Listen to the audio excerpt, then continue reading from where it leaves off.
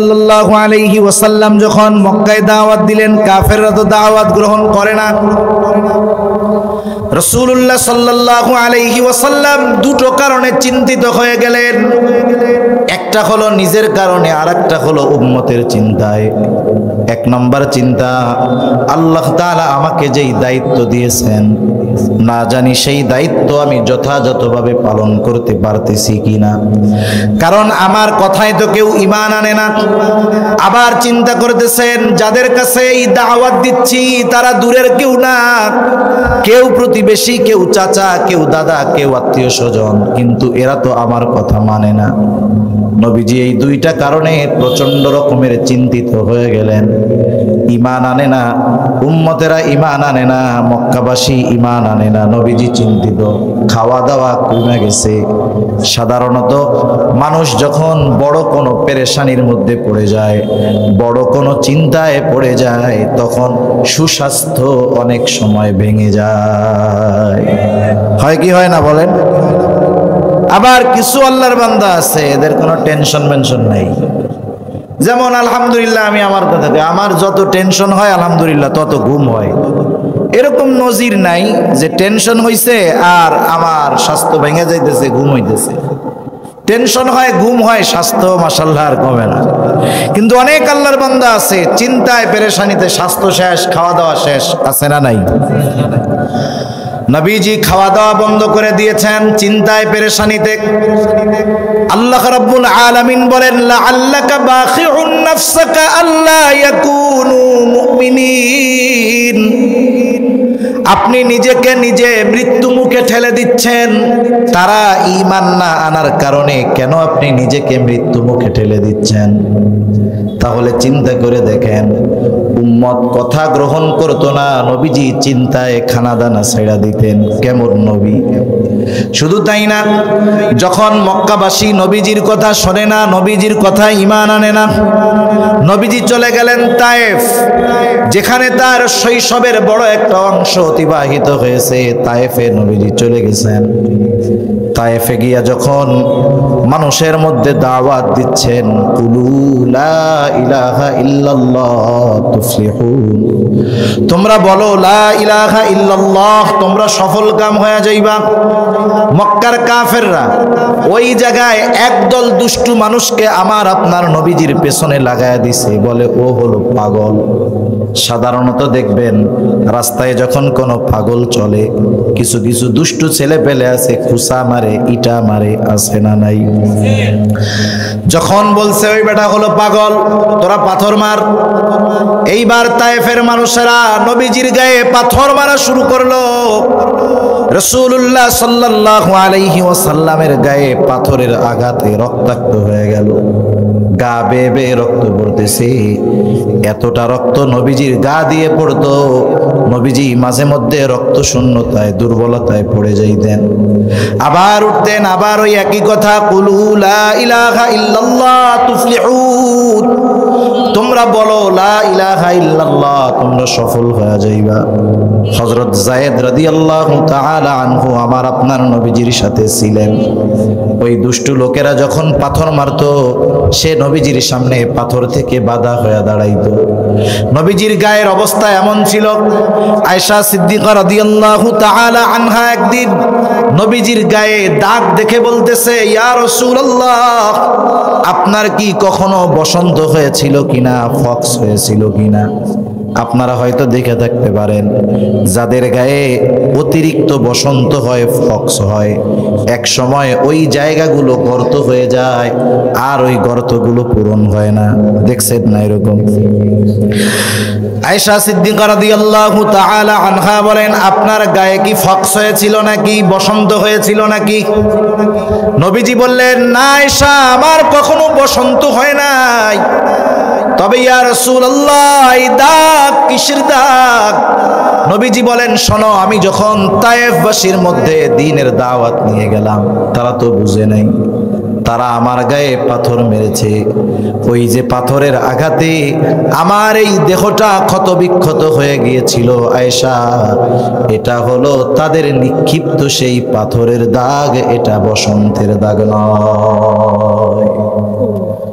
সারাদিন নবীজি দাওয়াত দিয়েছেন, শরীর থেকে এত পরিমাণ রক্ত বের হয়েছে, রক্ত পড়ে পড়ে জুতার মধ্যে গেছে, রক্ত শুকায়া নবীজির পায়ের সাথে জুতাটা আটকে গেছে, বের হয় না। বিকাল বেলায় শহরের এক পাশে এক আঙ্গুর বাগানের পাশে নবীজি ক্লান্ত শ্রান্ত দেহ নিয়ে শুয়ে আছেন, বিশ্রাম করতেছেন। ইতিমধ্যে জিবরাইল আলাইহিস সালাম হাজির, এসে বলতেছে, ইয়া রাসূলুল্লাহ, এই কওম আপনার সাথে কেমন আচরণ করেছে, আপনার রব সব কিছু দেখছে। ইয়া রাসূলুল্লাহ, আজকে আমি একা আসি নাই, আজকে আমার সাথে নতুন একজন ফেরেশতা আছে।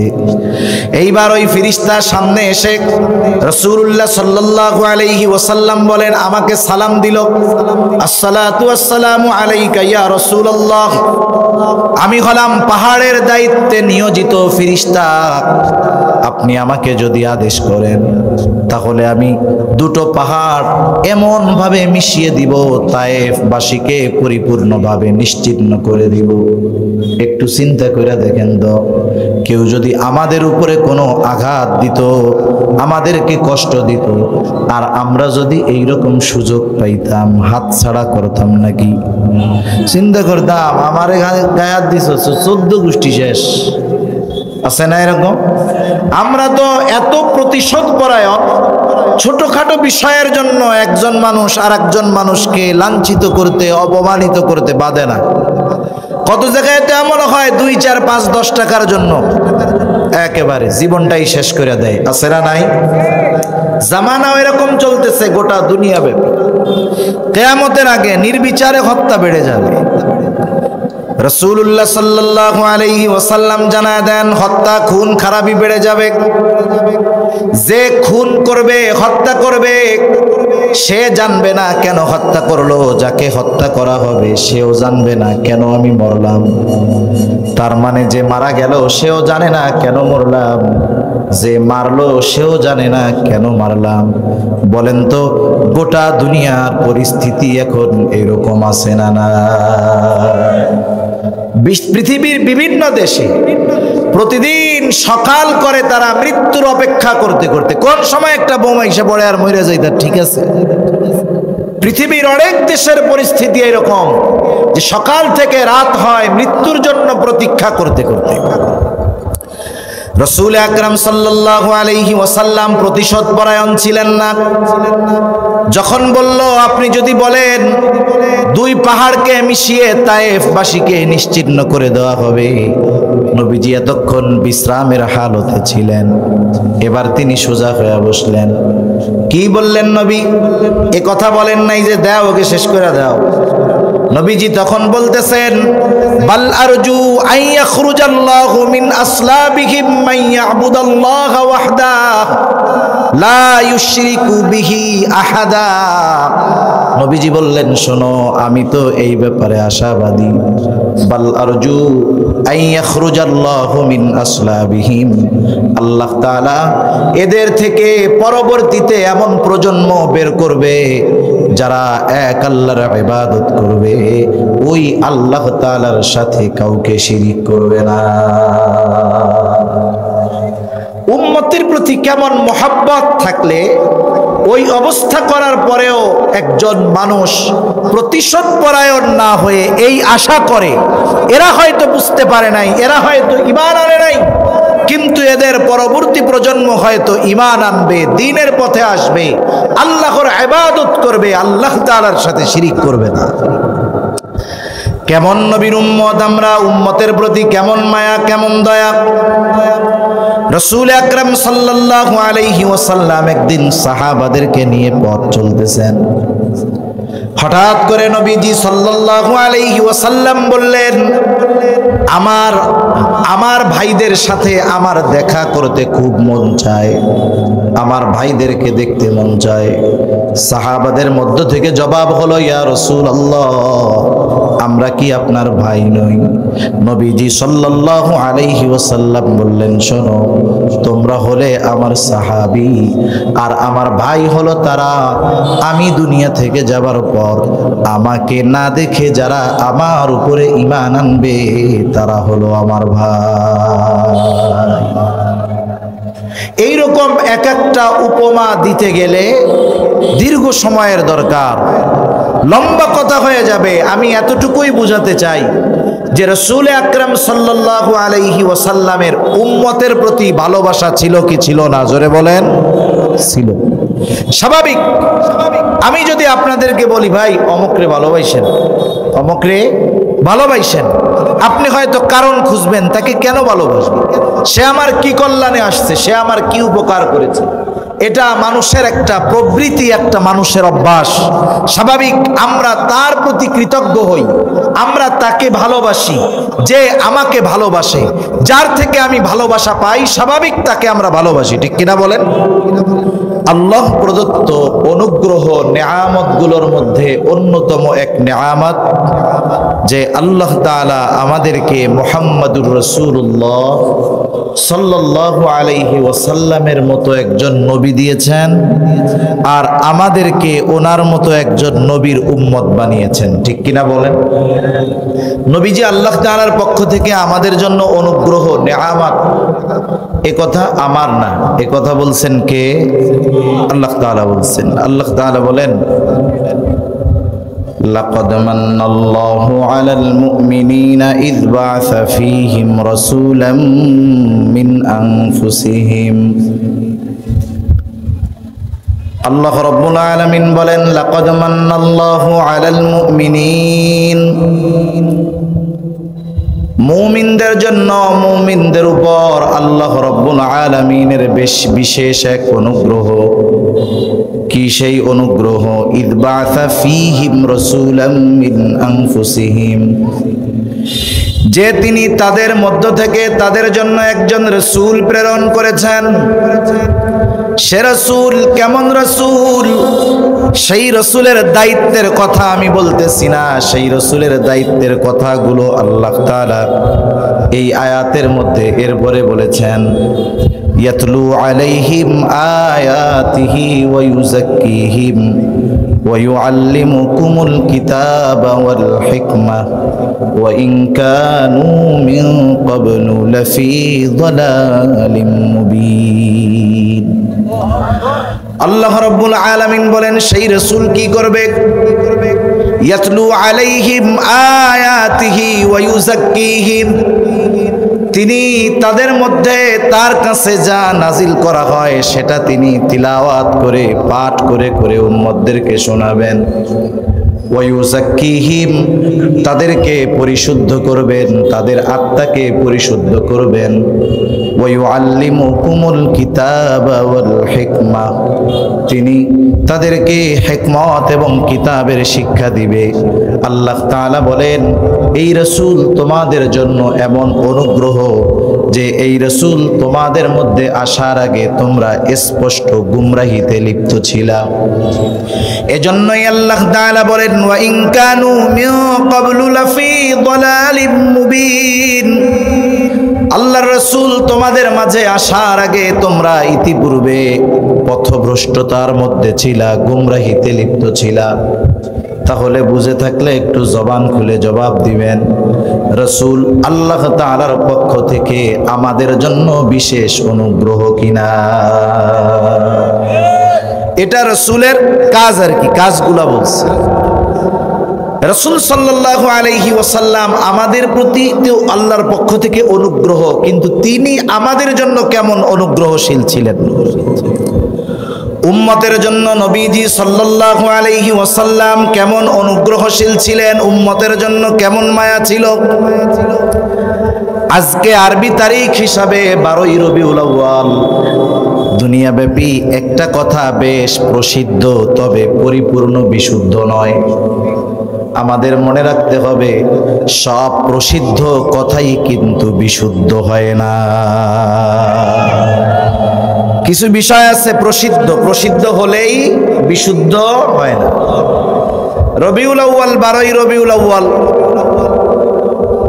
রাসূল আকরাম সাল্লাল্লাহু আলাইহি ওয়াসাল্লাম এ দুনিয়াতে আসছেন, এটা প্রসিদ্ধ একটা কথা। কিন্তু ঐতিহাসিকদের মধ্যে এই বিষয়ের ব্যাপারে মতপার্থক্য আছে। যারা সৌরবিজ্ঞান নিয়ে গবেষণা করে গবেষণার ফলাফল হলো রাসূল আকরাম সাল্লাল্লাহু আলাইহি ওয়াসাল্লাম সুস্পষ্ট হাদিসের মধ্যে আসছে জন্ম নিয়েছেন সোমবার। কি বার বলেন? নবীর জন্মদিন সোমবার, এ ব্যাপারে কোনো সন্দেহ নাই। কারণ নবীর জন্মদিন নবীজি নিজেই জবান থেকে বলছে যে আমি এই দুনিয়ায় সোমবারের দিন আসছি। কিন্তু নবী বলেন নাই যে আমার জন্মদিন 12ই রবিউল আউয়াল। বলছে নবী? একটা জয়ীফ হাদিসও দেখানো যাবে না। যারা সৌর বিজ্ঞান নিয়ে গবেষণা করে তাদের গবেষণার ফলাফল হলো যদি নবীর জন্মদিনটা সোমবার হয় তাইলে সেটা 12ই রবিউল আউয়াল হয় না। যদি 12ই রবিউল আউয়াল হয় তাহলে নবীর জন্মদিনটা সোমবার হয় না। এইবার বলেন তো, আমরা নবীর জন্মদিনের ব্যাপারে সুস্পষ্ট যেটাকে গ্রহণ করব, যেটা নবীর জবান দিয়ে বের হয়েছে, সেটা হলো সোমবার। ঠিক কিনা বলেন? তাহলে নবীর জন্ম তারিখ রবিউল আউয়াল, এ ব্যাপারে মত পার্থক্য আছে না নাই? কিন্তু নবীর ওফাত দিবস যে 12ই রবিউল আউয়াল, এ ব্যাপারে সবাই একমত।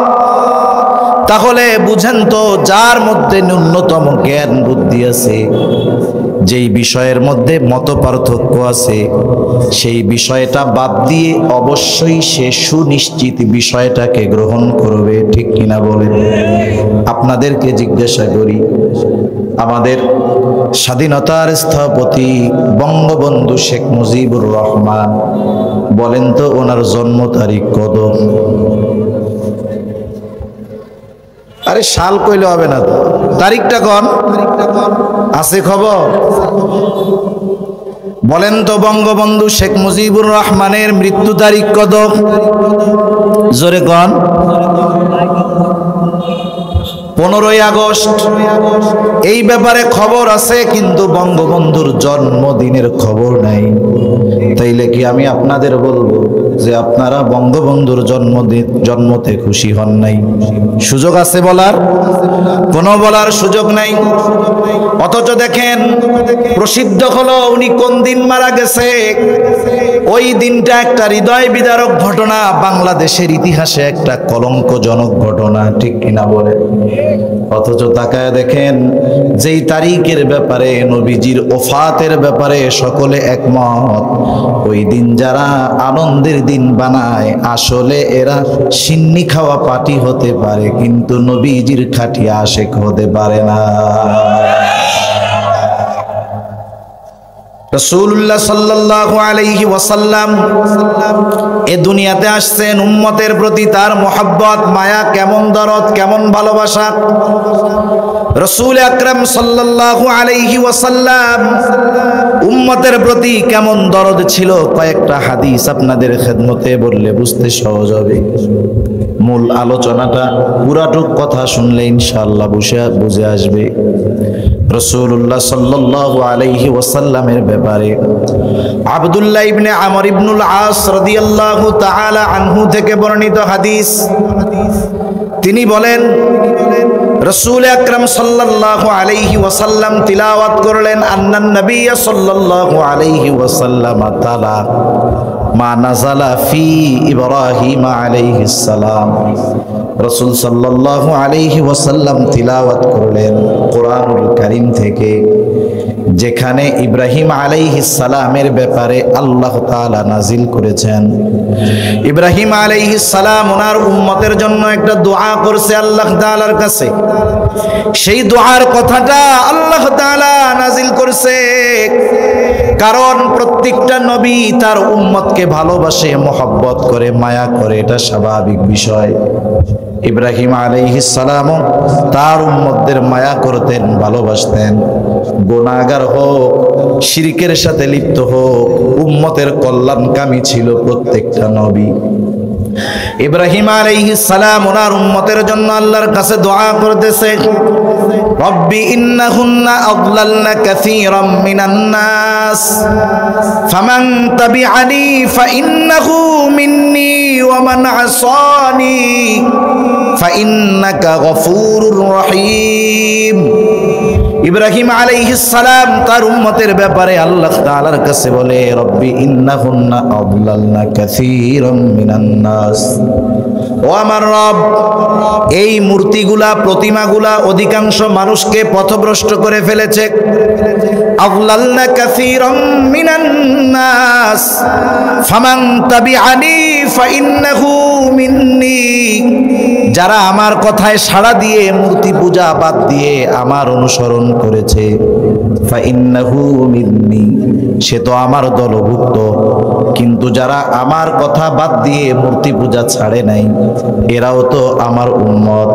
ইব্রাহিম আলাইহিস সালাম কেমন যেন সেই গুনাহগার উম্মতের ক্ষমা চেয়ে আল্লাহ তাআলার কাছে বলতেছে, ওয়ামান আসানি ফাইন্নাকা গফুরুর রহিম। ইব্রাহিম আলাইহিস সালাম বলতেছে, ওয়ামান আসানি, যারা আমার আনুগত্য করে নাই, আয় আল্লাহ তারা তো পাপী, তারা তো গুনাহগার। আপনি যদি তাদের ক্ষমা কইরা দেন, আপনি তো গফুরুর রহিম, আপনি চাইলে আমার ওই গুনাহগার উম্মতগুলোকেও মাফ করে দিতে পারে। ইব্রাহিম আলাইহিস সালাম তার গুনাহগার উম্মতের ব্যাপারে আল্লাহ তাআলার কাছে ফরিয়াদ করছে, দোয়া করছে। হযরত ঈসা আলাইহিস সালাম তার উম্মতের ব্যাপারে দোয়া করেছে, ইন তুআযিবহুম ফাইন্নাহুম ইবাদুক ওয়া ইন তাগফির লাহুম ফাইন্নাকা আনতাল আজিজুল হাকীম। ঈসা আলাইহিস সালাম বলতেছে, রব ইন তুআযিবহুম ফাইন্নাহুম ইবাদুক, আপনি যদি তাদেরকে তাদের পাপের কারণে শাস্তি দেন, তারা তো আপনারই বান্দা। ওয়া ইন তাগফির লাহুম, আপনি যদি তাদেরকে ক্ষমা করে দেন, ফাইন্নাকা আনতাল আজিজুল হাকীম, আপনি তো মহাপ্রজ্ঞাময়, আপনি তো সকল ক্ষমতার মালিক। আপনি যদি তাদেরকে ক্ষমা করে দেন, কেউ আপনাকে কিছু বলবে না, কারণ আপনি আজিজ, মহাপরাক্রমশালী, আপনি হাকিম, মহাপ্রজ্ঞাময়। হযরত ঈসা আলাইহিস সালাম তার উম্মতের ব্যাপারে আল্লাহ তাআলার কাছে দোয়া করতেছে, গুনাহগার উম্মতের ব্যাপারে। নবীজি যখন এই দুই আয়াত তিলাওয়াত করলেন, ওই যে অতীতের নবীদের উম্মতের প্রতি ভালোবাসা, আমার আপনার নবীর অন্তরের মধ্যেও তার উম্মতের ভালোবাসা উথলায়া উঠল। সুবহানাল্লাহ। নবীজি কি করলেন? বর্ণনাকারী বলতেছেন, এইবার ফারাফা ইয়াদাই, নবীজি তার হাত দুইটাকে উঁচু করে ধরলেন। এবার নবীজি বলা শুরু করলেন, আল্লাহুম্মা উম্মতি উম্মতি, আয় আল্লাহ আমার উম্মত, আমার উম্মত। তার মানে আমার গুনাহগার উম্মতের কি অবস্থা হবে আমার আল্লাহ। নবীজি কান্না করতেছেন, ফাবাকা, দুই চোখ দিয়ে নবীজির পানি পড়তেছে। বলেন তো নবীজির অন্তরে কি চাওয়া, কি বলতে চান? দুনিয়ার কেউ শুনুক, জানুক আর না জানুক, যিনি শোনেন, যিনি জানেন, তিনি কে? আল্লাহ তাআলা বান্দার সব কিছু জানে, এরপরেও মাঝে মধ্যে আল্লাহ তাআলা বান্দার কাছে শুনতে চায়, জানতে চায়। অনেক সময় আমাদের ছোট ছোট বাচ্চারা, তাদের বায়না থাকে, কান্না করে, কি চায়, কোন কারণে কান্না করে আমাদের জানা থাকার পরেও তার কাছে বলি, বাবা কি চাও? তার মুখ দিয়ে একটু শুনতে চাই। আল্লাহ তাআলা বান্দার অন্তরের খবর জানেন, বান্দার চাহিদার খবর সব কিছু জানেন। এরপরেও আল্লাহ তাআলা তার চাওয়াগুলো বান্দার মুখ দিয়ে শুনতে যায়। আল্লাহ তাআলা জিবরাইল আলাইহিস সালামকে বললেন, জিবরাইল চলে যাও, আমার হাবিব কি বলে যাও শুনে আসো। যদিও আল্লাহ তাআলা সব কিছু জানে, জিবরাইল আলাইহিস সালাম আয়েশা জিজ্ঞাসা করতেছে, ইয়া রাসূলুল্লাহ কি ব্যাপার, আপনি কান্না করেন কেন? যদিও আপনার রব সব কিছু জানে, তবুও তিনি আপনার জবান দিয়ে শুনতে যায়। নবীজি এইবার গুনাহগার উম্মতের কথা বললেন যে আমার গুনাহগার উম্মতের কি হবে। জিবরাইল আলাইহিস সালাম আল্লাহ তাআলার কাছে চলে গেলেন। আল্লাহ তাআলা জিবরাইল আলাইহিস সালামকে বলে দিলেন, যাও আমার হাবিবকে জানিয়ে দাও আমি তার উম্মতের ব্যাপারে অচিরেই তাকে সন্তুষ্ট করব, আমি তার উম্মতের ব্যাপারে তাকে অসন্তুষ্ট করব না। রাসূলুল্লাহ সাল্লাল্লাহু আলাইহি ওয়াসাল্লাম দুনিয়ায় থাকতেই উম্মতের ব্যাপারে কেমন চিন্তিত ছিলেন? রাসূলুল্লাহ সাল্লাল্লাহু আলাইহি ওয়াসাল্লাম সব সময় উম্মতের কল্যাণকামী ছিলেন। রাসূল সাল্লাল্লাহু আলাইহি ওয়াসাল্লাম সব বড় বড় সুযোগগুলো উম্মতের জন্য ব্যবহার করতে চাইতেন। এক হাদিসের মধ্যে আসছে, নবীজি বলেন প্রত্যেকটা নবীকে এক একটা বিশেষ দোয়া করার সুযোগ দেওয়া হয়েছে। এই দোয়াটা আলাইহিস সালাম দীর্ঘ হায়াত পেয়েছে, কিন্তু তার উম্মত হয় নাই, তার কথা গ্রহণ করে নাই। একটা সময় নূহ আলাইহিস সালাম ওই উম্মত কাফের যারা, তাদের ব্যাপারে আল্লাহর কাছে দোয়া করেছে। আল্লাহ তাআলা সেই দোয়াটাও কোরআনুল কারীমের মধ্যে জানায় দেন। নূহ আলাইহিস সালাম তার গুনাহগার কাফের উম্মতের ব্যাপারে বলছে, ক্বালা নূহুর রাব্বি লা তাযার আলাল আরদি মিনাল কাফিরিনা দাইয়ারা। আয় আল্লাহ, ও আমার রব, লা তাযার আলাল আরদি মিনাল কাফিরিনা দাইয়ারা, জমিনে বিচরণকারী একটা কাফিরও আপনি ছাইড়া দিবেন না। আল্লাহ তাআলা নূহ আলাইহিস সালাম রে নৌকা বানাইতে বলছে, ইমানদারদের নিয়ে নৌকায় উঠছে। আল্লাহ তাআলা মহাপ্লাবন দিয়েছেন, নূহ আলাইহিস সালামের দোয়া কবুল করেছে। মুমিন ছাড়া দুনিয়ার মধ্যে যত কাফের ছিল, মহাপ্লাবন দিয়ে আল্লাহ তাআলা সব কাফেরগুলোকে ধ্বংস করে দিয়েছে। রাসূলুল্লাহ সাল্লাল্লাহু আলাইহি ওয়াসাল্লাম বলেন, সব নবী তার ওই দোয়াটা দুনিয়ায় করে ফেলছে, কিন্তু আমি করি নাই। আমি ওই দোয়াটাকে সংরক্ষণ করে রাখছি। কিয়ামতের দিন আমি আমার উম্মতের জন্য আল্লাহ তাআলার কাছে ওই দোয়াটা করব। সুবহানাল্লাহ। নবীজি উম্মতের পরকালের চিন্তায় কতটা বিভোর ছিলেন। উম্মত কাফের হোক, নবীজির উপরে ওই উম্মত কাফের হোক আর নবীজির উপরে জুলুম করুক, নবীজি কখনো কোনো উম্মতের ব্যাপারে প্রতিশোধ পরায়ণ ছিলেন না। এমন হয় নাই নবীজি কারো জন্য বদদোয়া করছে, এরকম নবীজি কখনো করেননি। তাহলে আল্লাহ তাআলা দুনিয়াতে আমাদেরকে অজস্র অগণিত নেয়ামত দান করছেন।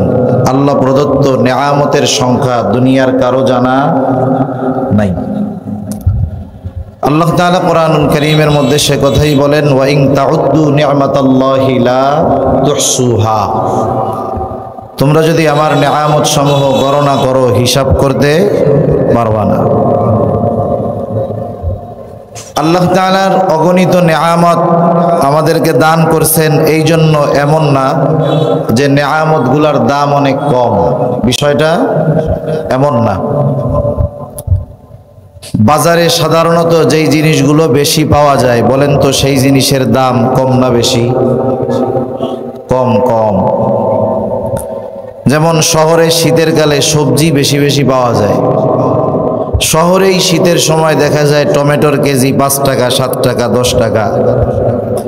কিন্তু যখন টমেটোর সিজন না, ওই 10 টাকার টমেটো অনেক সময় 300 টাকা করে কেনা লাগে, ঠিক কিনা বলেন? কেন? অ্যাভেলেবেল নাই, এই জন্য। আল্লাহর নেয়ামতগুলো এরকম না যে সব সময় বেশি বেশি পাওয়া যায় বিধায় নেয়ামত কম দামি, এরকম না। একটা দুইটা উদাহরণ দিলে বুঝতে সহজ হবে। যেমন দুনিয়াতে মানুষ খাবার ছাড়া, পানি ছাড়া, খাদ্য ছাড়া মোটামুটি দীর্ঘ সময় বেঁচে থাকতে পারবে। কিন্তু আপনাদের এলাকায় এরকম 2-4 জন মানুষ আছে নাকি যে হুজুর সে অক্সিজেন ছাড়া 2-4-10 দিন আলহামদুলিল্লাহ বেঁচে থাকতে পারে? আছে 2-1 জন। আচ্ছা বলেন তো, যখন বস্তার চাউল শেষের দিকে হয়, টাকা পয়সা মাস শেষের দিকে যায়, চিন্তা হয় কি হয় না? যে হায় রে, চাকরিজীবী যারা, মাস শেষ হইতে এখনো 10 দিন বাকি, চাউলের ড্রাম খালি হয়ে গেল, পকেট মানি ব্যাগ খালি হয়ে যাইতেছে, 10 দিন কেমনে চলবো? কত চিন্তা পেরেশানি টেনশন হয় কি হয় না? কোনোদিন কি এই চিন্তা আমরা করছি আজকে তো সারাদিন অক্সিজেন ভালো মতো নিলাম, কালকে কেমনে নিব? কালকে যদি অক্সিজেন পৃথিবীতে ফুরায়া যায় তাহলে তো মইরা যাইতে হবে।